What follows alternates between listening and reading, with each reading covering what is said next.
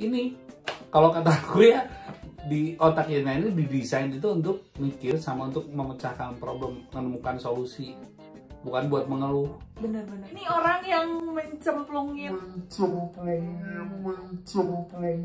Aku apa sih bahasanya mencemplung? T itu universitas terbuka. Mungkin ditutupnya sewaktu-waktu.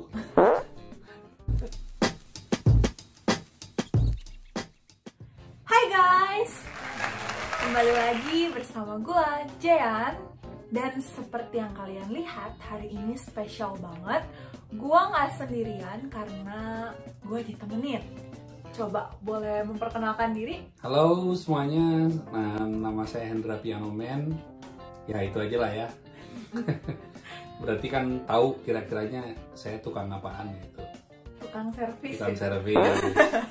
Nah kalau tadi bilang Jian biasanya apa? Nggak sendirian atau biasanya sendirian? Iya. Sekarang nggak sendirian. Itu tipu tuh. Kenapa? Biasanya lu nggak sendirian. Biasanya sendirian emang enak sendirian. Solo nggak? Banyak makhluk halus sekitar. Ya contohnya yang satu ini. Oh gue makhluk halus. Asik. Oke. Nah, kenapa gue bilang hari ini spesial banget? Karena Om Hendra ini, gue manggilnya Om nggak apa-apa. Itu tuh sebenarnya pelanggaran, gue harus cut dulu. Kenapa? Gue biasanya dipanggilnya Mas atau Kang Hendra sebenarnya. Tapi gua... semenjak ada gue kenal lu, itu jadi banyak yang manggil gue Om. Itu tuh, aduh, gimana ya? Tapi udahlah, gue tambah-tambahin aja lah. Ya terus masa panggil Kak itu tuh kayak nggak Kak, Kang.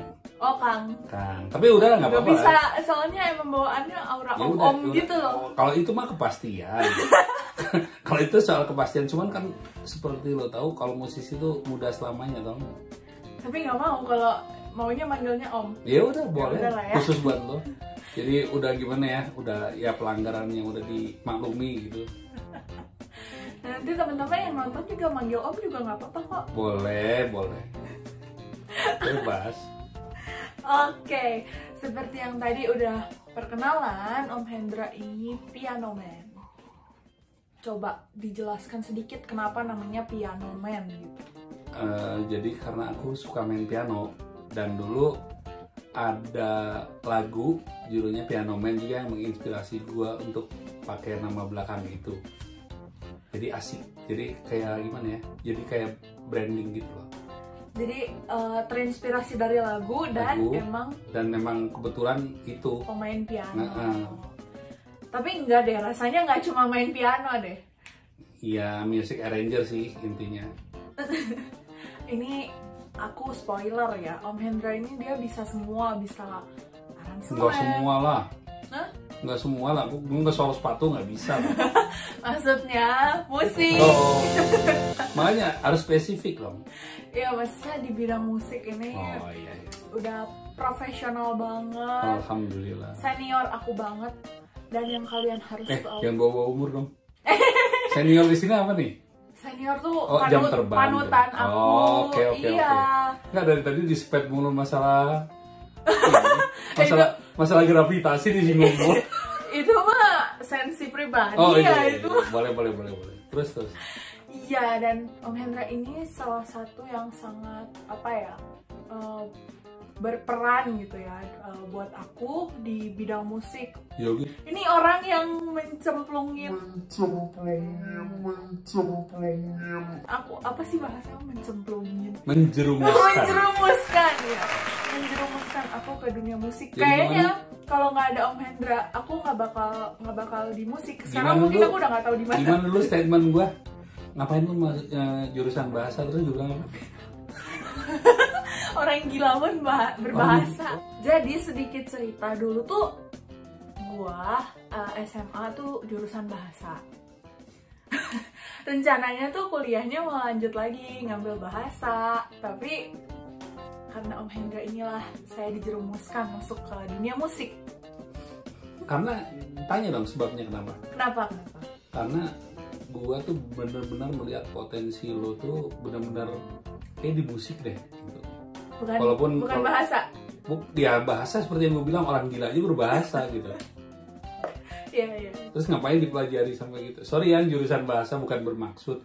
Maksudnya ini kan comparingnya dengan bakat-bakat yang lain. Mana yang lebih menonjol? Kalau aku sih ngerasanya sebagai juga pemain musik, kayaknya ngelihat dia tuh akan lebih bersinar di musik. Kan buktinya iya. Ah, masa sih? Iya benar. Benar, tinggal di charger lagi aja. Sepik ini mah nih. Emang sepik. Oh iya emang. Jadi jangan percaya, ini mah cuman senasi. Dan belinya batasmi gitu. Oke, ya itu singkatnya. Tapi gimana? Lo merasa dijerumuskan atau gimana? Terjerumus ya, akhirnya jadi Bersyukur. ketagihan gitu. Bersyukur nggak? Iya, bersyukur. Iya, kan? Iya banget, gue bersyukur banget. Akhirnya bisa di dunia musik. Jadi karena kamu ada harus orang ini. mempercayai namanya intuisi. Intuisi apa insting? Insting nggak? Intuisi. Kalau insting tuh kucing gitu. Coba lo hargai bahwa kita ini adalah manusia. Gue sering dikata angsa, soalnya gue kira bukan manusia. Nah, tadi juga mau berinsting, lo tuh yang berinsting. Kalau gue tetap intuisi lah. Oke, terlalu banyak basa-basinya. Gak apa-apa. Kita lanjut nih. Om Hendra sekarang lagi sibuk apa? Aku sibuk, ya ngaransemen masih, tapi nggak terlalu banyak karena pandemik juga kan. Jadi mungkin uangnya dipakai buat yang lain, orang-orang jadi order musik ya jauh-jauh berkurang lah. Sekarang mungkin jadi banyak kegiatan lain ya, contohnya gue kuliah lagi. Parah nih guys, ini paling parah. Gue baru mau lulus S1 nih, lagi semester 8, lagi skripsi. Om Hendra kuliah lagi. Gue mampu. Gue nggak ngerti, maksudnya itu semangatnya dari mana gitu. Jadi kalau ditanya kan, seandainya dulu ada pilihannya, kenapa Anda memutuskan untuk kuliah lagi? Sayangnya nggak ada jawaban itu. Kan tadinya kan ada yang pertanyaan cari ilmu atau tugas belajar atau apa. Kalau gue sih pinginnya ditambahin satu, menjaga kewarasan. Menjaga apa karena efek dari pandemi gitu? Iya sih, karena kan bingung mau ngapain gitu kan. Iya Terus sih. aku hobinya baca, terus kenapa nggak disalurkan aja untuk belajar sesuatu yang baru lagi. Nah ini satu hal yang paling aku jadi panutan ya. Om Hendra ini senang belajar gitu. Maksudnya usia atau Tuh, bobo nyepet mulu dari tadi nih. nggak, maksudnya tuh nggak Perlu di screenshot KTP-nya sekalian. nggak, Puas. maksudnya nggak ada yang menghalangi beliau untuk belajar ada. gitu. Maksudnya Ada. aku aja nih guys belajar komputer tuh sama Om Hendra. Saking gapteknya ya, aku tuh Tapi sekarang sombong, dia nggak mau diajarin gue. mana ada. Iya kan? Oke, tadi sibuk kuliah, masih aransemen, terus Sip. apa lagi? Berjualan. Berjualan. Berjualan apa? Coba mungkin teman-teman di sini bisa beli atau Cemilan. cemilan. Cemilan kue kayak gitu. Kadang-kadang ya udahlah gitu. Terus berbagai macam jasa kayak Aduh, agak. ya udahlah ya. Jadi kayak promosi sih. Nanti konten-konten video lo dikotori sama jasa-jasa gua. Promosi. Tapi serius deh, ini tuh bukan promosi, tapi emang Om Hendra ini kayaknya bisa semua ya, kecuali soal sepatu tadi dia bilang. Nah itu sebenarnya bukan sih. Aku mikir ya pandemik ini tuh kita tuh dituntut bisa jadi apapun sebenarnya. Betul. Ya kan? Kalau mahasiswa mungkin bisa belajar di rumah, bisa juga ngambil kerjaan-kerjaan online Iya, kayak gitu kan. betul. Karena kan kalau nggak gitu kan otomatis ekonomi kan jungkir balik ya. Apalagi ya sekarang kan ini dunia musisi, dunia Wah. seni ini wah abis banget. Rock and roll bener-bener. Iya bener, panggung abis dan ya tahu banget lah keadaannya gimana. Terus kayak misalnya kalau misalnya perform online tuh yang apresiasi tuh pasti awal-awal doang, soalnya kan bosen ya. Betul. Awal-awal tuh orang pada semangat nonton gitu Iya. ya, pada semangat ngamen online, bikin live. Tebar barcode. Iya. Tapi kan makin lama ya Ya iyalah ya. mungkin kan berakhir juga. berakhir. Tapi memang makin kesini juga mungkin udah mulai normal lagi juga. Iya benar. Tapi satu hal sih sebenarnya di sini itu kayak seleksi orang-orang yang kreatif kayak gini kan, kayak ngamen online contohnya. Itu kan terlahir dari ide-ide orang yang kreatif. Iya. Gimana caranya audionya biar bersih, akhirnya pakai mixer, terus pakai sound card dan segala macem. Betul. Terus kalau misalnya media Zoom juga dilihat settingannya kayak Terus gimana. bisa real time segala Iya. macem. Itu kita patut acungi jempol. Ya itu. Nah kalau aku sih nilainya dari sisi kreatifnya gitu, orang tuh bisa kreatif. Kalau nggak ada pandemik mungkin orang nggak dibus untuk jadi kreatif kalau kata aku sih.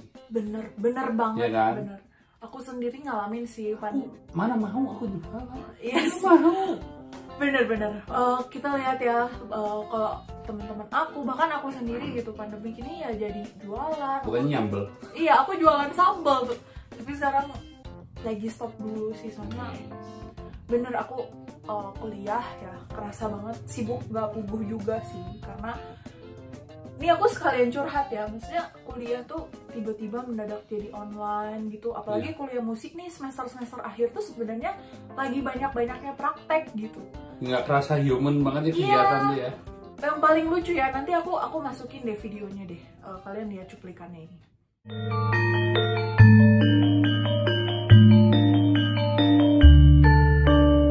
Waktu itu ujian gamelan pakai kertas.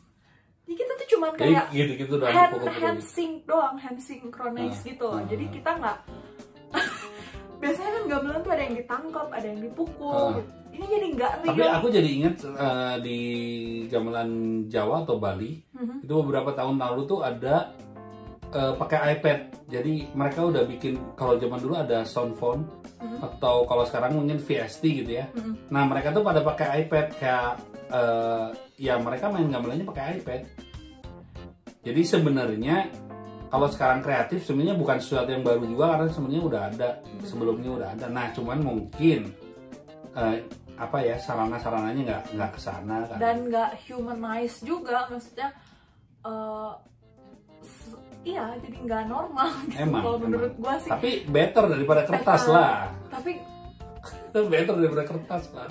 Tapi ya saat itu kan waktu itu bener-bener pandemi baru awal banget, kita udah nggak kepikiran lagi harus kayak gimana gitu. Jadi dan itu tugasnya kelompok kan. Kita kan ujian gamelan tuh kelompok. Jadi mau nggak mau banyak hal jadinya yang harus kita kayak restart ulang dari nol lagi. Iya sih. Nah kalau dari Om sendiri ada nggak sih tips-tips atau saran-saran buat kita nih yang kuliah musik atau yang kita lagi belajar musik di masa pandemi ini tuh, supaya kita tuh nggak jenuh tapi kita bisa tetap dapat ilmu, kita bisa tetap kreatif gitu. Kalau misalnya kuliahnya jurusan musik, yang utama itu tentu memiliki instrumen yang kita pelajari, itu sih ya, harus. Itu pasti sih. Ya kan? Enggak, soalnya masih ada yang misalnya nggak maksain gitu.